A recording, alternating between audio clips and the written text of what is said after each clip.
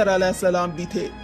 حضرت خضر تو آب حیات کے اس چشمے تک پہنچ گئے اور اس کا پانی بھی پی لیا، مگر حضرت ذوالقرنین کے مقدر میں وہ نہیں تھا اور آپ کو آب حیات نہ مل سکا۔ حضرت ذوالقرنین کا سفر جاری تھا اور آپ چلتے چلتے ایسے مقام پر پہنچ گئے، کیونکہ ویسٹ میں ہی سورج غروب ہوتا ہے، وہ بالکل دنیا کے آخری کونے میں آ گئے اور سورج غروب ہونے کے وقت آپ کو ایسا منظر نظر آتا جیسے ایک سیاہ چشمے میں سورج ڈوب رہا ہے۔ جیسے کہ سمندری سفر جو کرتے ہیں تو لوگوں کو ایسا لگتا ہے کہ سورج جو ہے وہ سمندر کے اندر ڈوب رہا ہے، لیکن ویسٹ کے آخر میں آپ اتنا آگے پہنچ چکے تھے، جو دنیا کا آخری کونا تھا، وہاں ان کو ایک عجیب قوم ملی جو جانوروں کی کھال پہنے ہوئے تھے اور اس کے سوا کوئی دوسرا لباس ان کے بدن پر نہیں تھا۔ وہ دریائی مردہ جانور کھاتے تھے، اس کے علاوہ کوئی غذا نہیں تھی ان کی۔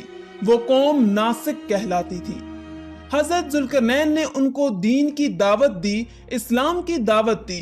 کچھ لوگ تو ایمان لائے، لیکن کچھ لوگوں نے آپ کے ساتھ جنگ بھی کی اور وہ آخر کار بے بس ہو گئے۔ اس کے بعد اب باری ہے ان کے دوسرے سفر کی۔ اب یہ سفر ایسٹ کی طرف تھا، یہاں تک کہ چلتے چلتے آپ ایسی جگہ پہنچ گئے جہاں سے سورج طلوع ہوتا ہے۔ آپ سورج طلوع ہونے کی جگہ پر جا پہنچے۔ آپ نے وہاں پر دیکھا کہ وہاں پر ایسی قوم ہے جن کے پاس کوئی عمارت اور مکانات نہیں ہیں۔ ان لوگوں کا یہ حال تھا کہ جب سورج طلوع ہو جاتا تو یہ غاروں میں چلے جاتے، زمین کے اندر چلے جاتے، اور جب سورج ڈھل جاتا تو غاروں سے نکل کر اپنی روزی کی تلاش میں نکل جاتے۔ یہ لوگ منسک کہلاتے ہیں، ان کی قوم کا نام تھا منسک۔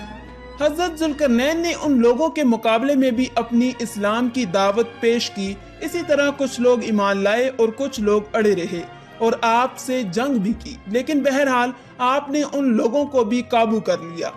اب ان کا تیسرا سفر تھا نارتھ کی طرف، یہاں تک کہ آپ سدین یعنی دو پہاڑوں کے درمیان پہنچ گئے تو وہاں بھی آبادی عجیب و غریب تھی، ان کی زبان بہت عجیب و غریب تھی، ان لوگوں کے ساتھ اشاروں میں بھی بہت مشکل سے بات چیت کی جا سکتی تھی۔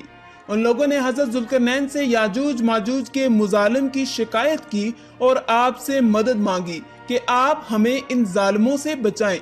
ناظرین، یاجوج ماجوج یہ کون تھے؟ یہ یافس بن نوح علیہ السلام کی اولاد میں سے ایک فسادی گروہ ہے اور ان لوگوں کی تعداد بہت زیادہ ہے، جس کا اندازہ ان حدیث مبارکہ سے آپ لگا سکتے ہیں کہ حضرت عبداللہ بن عمر رضی اللہ تعالی عنہ نے فرمایا کہ جن و انس کے کل 10 حصے ہیں اور ان میں سے 9 حصے یاجوج ماجوج ہیں، باقی 1 حصہ انسان ہے۔